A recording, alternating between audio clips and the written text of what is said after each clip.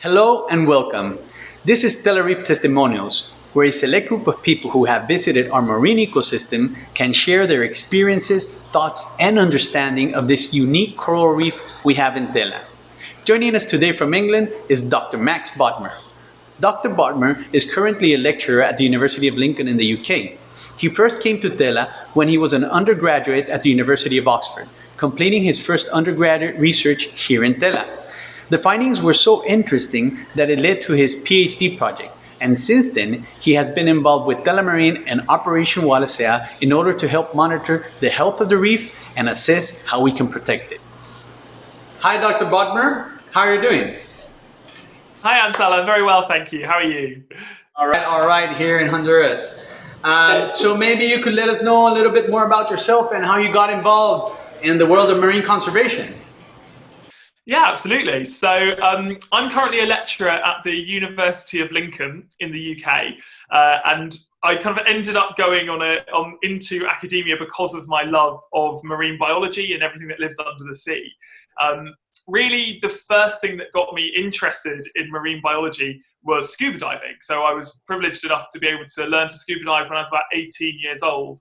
And before that point, I decided that actually all I wanted to do was be an actor, and I wanted to be on Broadway or on the West End. But then as soon as I went diving and I saw all of the crazy creatures that live under the water, I decided that actually marine biology was the way I wanted to go. And I think it was the excitement and the idea that you can be exploring these incredible environments that we actually know very little about. Marine biology, being a marine biologist, you kind of feel a bit like you're an astronaut. You're kind of going out there and you're exploring in all these unknown areas, and you don't need to go out into space in order to find aliens. You just need to go about 30 centimeters under the water and you find all of these crazy and fairly disgusting creatures that are living under the ocean, and it kind of really opens up your world. Opens your eyes to this incredible world. So it was really when I first started to learn to scuba dive that I got really into marine biology, and I decided to focus my efforts on studying marine biology. And then the more you learn about marine biology, unfortunately, the more you learn about how precarious the ocean is and how important its conservation is. And that kind of took me further down that route. And really, that's kind of my passion is conservation of marine ecosystems. I didn't know you wanted to be an actor at the beginning. That's all I wanted to be. Really? A Broadway actor. Yeah. The actor. Hollywood actor. Oh, it'd be great, wouldn't it? Oh, so good. I wanted to be in musicals. That's what I wanted to do. I've heard you sing. You sing really well. Maybe you'll sing for us later.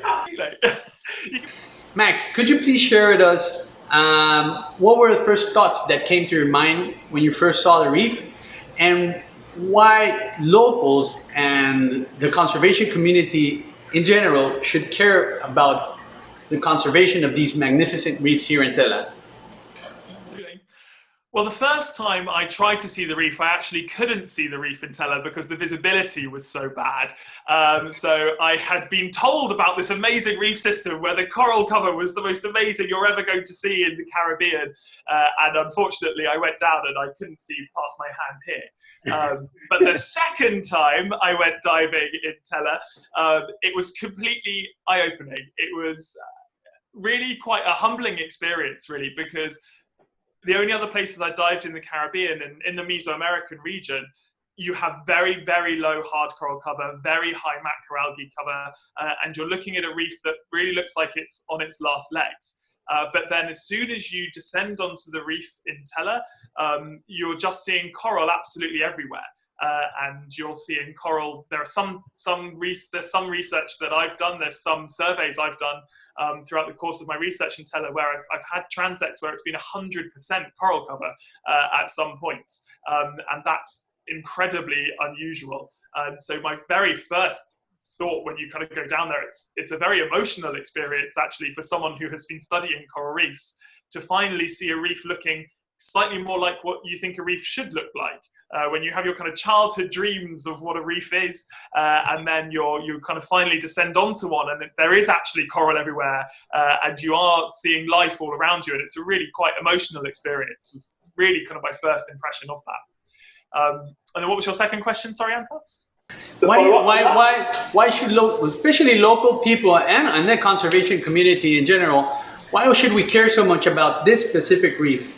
And if you can share with us what you've learned about this reef and your understanding of it.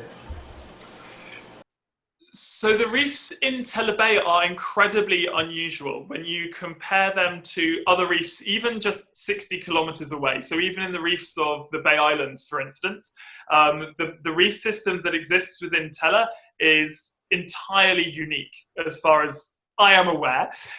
You have a really incredibly high coral cover, and you have a collection of organisms living there that is pretty much unique. And it is potentially a really important refuge for the Caribbean. So the Caribbean in general and coral reefs worldwide are going through a period of massive decline, and we are in danger of losing them entirely within the next 20 years. And the Mesoamerican region is also in a huge amount of danger, largely because of issues associated with climate change, so particularly rising sea surface temperatures. And one of the really unusual things about the reefs in Tela is they don't seem to succumb to the increase in temperature in the same way that other reef systems in the Mesoamerican barrier reef do. And that's really unusual.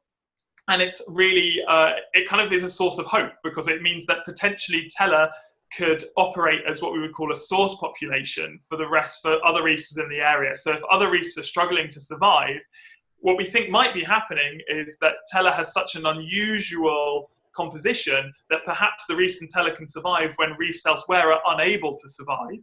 And that means that if we lose other reefs within the area, Tela could become a very important, almost parent for the rest of the Mesoamerican region, because you end up having this refuge where species are able to survive.